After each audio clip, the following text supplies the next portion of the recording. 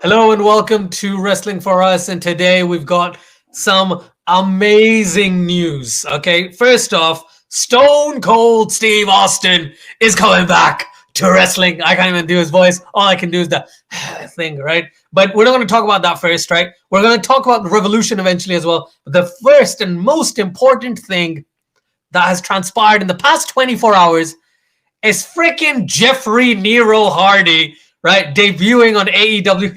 His non-compete ended on Tuesday, and he's already in AEW. That's how much people want him. Why in the world would WWE let him go? But that's just the way WWE works. But no offense to them, AEW caught on a goldfish, right? Jeff Hardy, an amazing star, amazing wrestler. He's really old, for lack of a better term, but he can still do all the moves that he used to do. And teaming back up with Matt Hardy to make the Hardy Boys is gonna be cool. It's gonna be cool. Anyways, I know I usually ask you how you're doing, but I'm gonna ask you something better. Are you shocked? And if not, are you happy? Not shocked. No, I think it was inevitable. As soon as he was released from WWE for whatever reasons, I don't know why. But to be fair, I don't think he was really doing anything of substance in WWE, anyways. But I wasn't surprised, and I am happy that he's in AEW. And the Hardy Boys are there now, because ever since Matt came, it was just bad timing, I think, for Matt, because he debuted in the height of the pandemic where there was no fans, so that he couldn't be like the full broken Matt Hardy that became so popular. And then he started doing this whole HFO thing, which I never really liked, still don't like or get it. But now that they can become the Hardy Boys in AEW, and that's such a stacked tag team division. Like, it probably is one of the strongest tag team divisions in wrestling right now. With you've got Bryan and Moxley becoming a tag team. You've got Red Dragon, the Young Bucks, Jungle Boy, and Luchasaurus. You've got, can't even remember off the top of my head, but so many great tag teams there now. And the thing that I really enjoyed is his music. They got his original music. Like, I don't know if that's like intellectual property of WWE, if they've bought it off them or what they've done. So basically, music wise, it wasn't copyrighted by anyone. Oh, and so it wasn't WWE. It's some guy who remixed it up and all that stuff. So I think they spoke to him, and with that library from that particular person, I think they've gotten quite a few songs, if I'm not wrong. Oh, wow, that's good. That's. I think, to be honest, I'm not a huge fan of the music, but as soon as that hits, I know it's Jeff Hardy. I think that's what you needed. Yeah, that's what you needed for that reaction. Otherwise, if he came out with some different music or some different way, like in the lights went off or something like that, then it would take a while for people to recognize him being there. But as soon as that music hit, people knew, oh my God, this is it. But so it's quite surprising to me, that WWE didn't trademark that music, because they're normally really bang on with their IP and their copyright and legal and stuff like that. But one thing I saw on social media was there is a video of him debuting, but they put his brother's getting beaten up in the ring, but he's still got time to dance on the stage before he gets exactly. I found that so funny. I was like, you're supposed to be running to the ring, and he's like, yeah, and then he runs. But no, I agree. I think it was obviously it was inevitable, and it just made sense business-wise, story-wise, everything. But they really need to do something with the TV time then, because they're, like we've said, continuous on continuous shows before. Keep signing people, but what are you going to do with them if people are battling for TV time? Like I saw the promo for Isaiah Swerve Scott. I'm not even call that. I know who you're talking about. I know. Swerve. Swerve, whatever you want to call him. He's going to face Tony Nese on Rampage this week, and I was like, oh yeah, Tony Nese works for AEW. I've completely forgot because they don't use him. So they've just got so many people, but just not enough TV time. Yeah, and not having enough TV time is something that, you know, they want. I don't think they want to rectify, because the thing is, their roster is huge, but they're personally, I don't think they've made me feel like I miss anyone too much if they go off my screen. Like I'm not kidding you. What is it? 3 months since Kenny Omega's shown up, right, on AEW television? He's injured. No, he's out with injury. It doesn't matter. Like I don't miss him. And that's the difference that I've noticed between AEW and WWE. Let's say if Roman Reigns wasn't on TV for 3 months, I would definitely see a difference. I would feel a slight difference. Here, I see your point. Yeah. So, and I think they've tried to equally balance everything out. It's only 3 hours, right? But let's say they have 200 people. I don't know how many they have. Let's say they have 200 people. They signed the MMA woman as well, the Paige. Yeah, right. And that's going to be an interesting, you know, probably a mixed tag match eventually with Sammy and the girl. Yeah. Oh, that's tag content. I didn't know. I was like, she looks familiar. So so they're gonna have some sort of match. But no, definitely. So they've got a lot of wrestlers, and they're just able to seamlessly put them into feuds, take them out of feuds. Like I had no idea Scorpio Sky still existed until this particular match against Sammy Guevara, where yes, shenanigans and all that stuff, but we have a new TNT champion, right? We have a new TNT champion in Scorpio Sky, who, again, I'm not a huge fan of. I remember I was really big on him when I first saw him a couple of years ago, and they had the tag team division. They had, what was it? I forgot the name of the group, but it had Christopher Daniels. Frankie Kazarian, Christopher Daniels, SCU, I think they were called. SCU! There we go, right? So since then, he turned heel and all that stuff, so I wasn't really following him. But he can still go in the ring, and dude, that match was sensational. It was great. It was such a good main event for Dynamite. And I think TNT champion, surprised that we have a new champion. Yeah.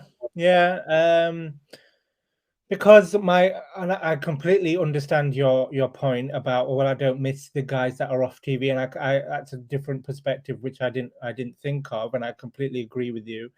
But my only question would be, okay, he's not been on TV for weeks, or maybe he has been on TV, but not as an active wrestler, been in like backstage skits, segments, and things like that, but not been heavily featured on the show. So in his first match back, he's become champion.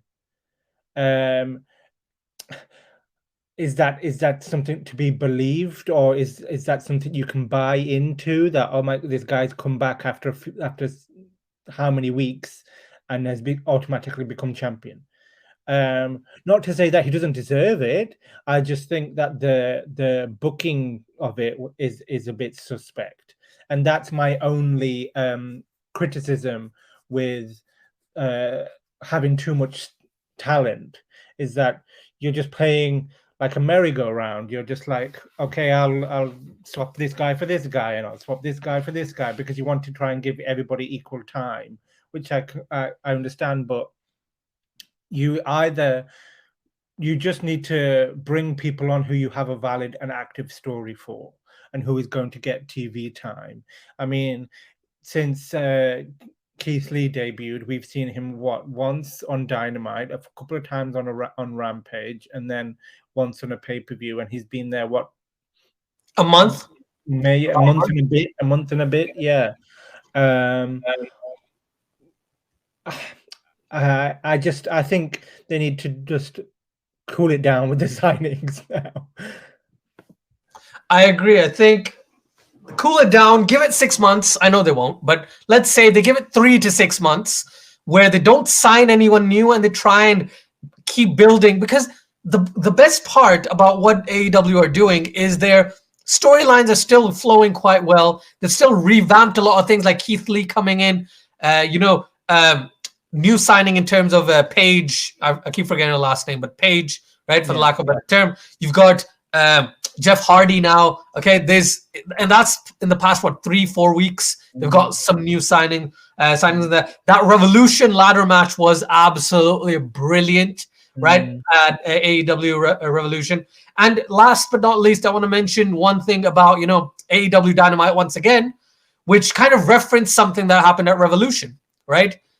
Actually, there's two things, but I'll mention the one that I want to first. Wardlow turned face. Wardlow freaking turned face. So there is a question by a subscriber who I'm going to address, but I just want your initial thoughts on that first, and then we'll talk about the question afterwards. But thoughts on Wardlow finally going face. We called it. We called Wardlow going face, so I'm happy about that. But it turned out that he won, and then he went face. So it was like a mixture of the two. Yeah, well, I think that was the best thing to do, because that's where logically the story was taking you, because they'd be building that for weeks and weeks. But I thought the match was incredible. I really enjoyed, and I think everybody got a good shine in that match. Everybody got good moments in that match. But I think that the pop that he got when he won the match, and that powerbomb looked brutal to Ricky Starks. Yeah, I think they messed up, didn't they? Because that's how it's supposed to happen. He just chucked him instead of placing him on the ladder. He just let him fall. Maybe the dude was tired. Maybe. That was a tough match, man. That was a tough match. Did you hear the pop? Like the whole place went crazy when he won the match. Vince, Mr. Kennedy McMahon. That's how you build a baby face. But yeah, definitely, dude. The pop, and then on AEW Dynamite, actually in the CM Punk MJF match, comes out. It was so obvious that he was going to do this. He was like, I can't find it. It's like, oh, I got it. I got the diamond ring. I love that. I thought that was great. And then he addressed everyone, because he's going after the TNT Championship now, isn't he? Yeah. Against Scorpio Sky. So I think they just didn't want Sammy Guevara to lose to Wardlow, so they've gone Scorpio Sky loses to Wardlow, and Wardlow becomes TNT champion. I think they'll have MJF. Yeah, screw him over. Yeah. That's what. Yeah, that makes the most logical sense again, because that feud needs to form before anything else goes. And one more thing. Again, AEW. There's so much more to talk about. There's only one piece of news about WWE, which I'll address later. But AEW, Chris Jericho comes out. Go on. I was just going to say, Chris Jericho comes out on AEW Dynamite, addresses the match, addresses Revolution, calls Eddie Kingston out. Very nice, very cordial, great promo battle. And then he officially turns heel and forms, are you ready? Forms the Jericho Appreciation Society. Now that is the most arrogant and narcissistic name for a group, but it probably suits Jericho to a T. Yeah, 100%. I think you could all see that coming, that he was going to turn heel. But the fact that they've included 2.0 and Daniel Garcia was a twist I didn't see coming, and I think it'll be good. I think that it'll definitely work. It'll give the 2.0 guys and Daniel Garcia time in the spotlight, time to work with Chris Jericho and obviously get better as on-screen talent. And then it'll make Eddie Kingston and Santana and Ortiz and maybe Sammy Guevara, if he gets involved, even bigger baby faces. So I really think that was the right thing to do in terms of where you go with Chris Jericho now. Yeah, I think that's it's not just the most obvious path, but probably the most logical path from a Jericho perspective. I love the fact that Jake Hader came in and was like, "What are you doing? What are you doing?" And then started beating them up. I was like, bait and switch. That's what you do. You were going to say something, Aman. I was just going to say that I also, this is just me being a bit of a CM Punk fanboy. His entrance at Revolution was his Ring of Honor theme song, and he was wearing the Ring of Honor attire, and it's a complete throwback. And I just popped really big when that happened, and I've been listening to that song for the last 3 days. Wow. See, that's what happens. That's what happens with good theme music. Thing is, I never knew CM Punk. Like I told you, I only knew about CM Punk because of you. Otherwise, I had no idea who he was until 2018. So just imagine, right? 2017, 2018, 2016, 17. Before that, I didn't know who CM Punk was. So yeah, definitely, I think for people who know his career, for people who've seen him before WWE, especially, they would have loved that. I'm glad that moment happened from just a CM Punk perspective, 100%. My other favorite, I didn't see the William Regal thing coming at all. Oh yeah, that was great. See that thing happen, but the match was incredible. Match of the night. Yeah, I thought it was one of the matches of the night. I didn't see the William Regal thing coming at all. And there's a lot of history between all three guys. William Regal was very influential in their careers, bringing them to WWE and making them the stars that they are.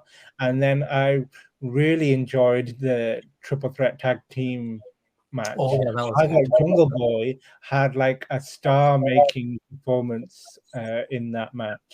Doesn't he always? He just comes out and does great things, fantastic things. I know we were going to talk about Revolution separately, but I'm not going to now because it's just all merged into one. AEW as a week, AEW has hit a 6, right? That's how good they've been. They've been outstanding today. In this week, like be it Dynamite, be it Revolution, and I'm hooked. No puns intended right there. But I'm hooked to AEW. Like I'm genuinely watching full shows, and I watch highlights even when I like things, and I'm watching full shows. So yeah, definitely, man, they've had a fantastic week, and what they've done in terms of pushing forward their storylines, changing things up. I'm quite impressed, even though, yes, they have a huge roster. Yes, they need to find a way to kind of fill those blank spaces. Some of the matches at Revolution we talked about earlier, as in before we got on, about the women's matches weren't as appealing. Neither was the 3-on-3 with Sting, Darby Allin, etc. They weren't as appealing matches, but because the rest of the matches were so damn amazing, CM Punk, MJF was just one of the best as well. And obviously, Hangman Adam Page versus Adam Cole, it was like, these guys need to wrestle one more time. Like, definitely, these guys need another big match. They're not going to anytime soon. I don't think they are, but they're just great chemistry. Every single one of those wrestlers has great chemistry with another one, with the other one, and then it just sinks. It sinks really well. From a show perspective. Right, Aman? Okay? I want to ask you this question first. If you had to pick one moment out of this entire week for AEW, what would that be? Oh, God, no, that is a difficult question. Only have one. Could only have one.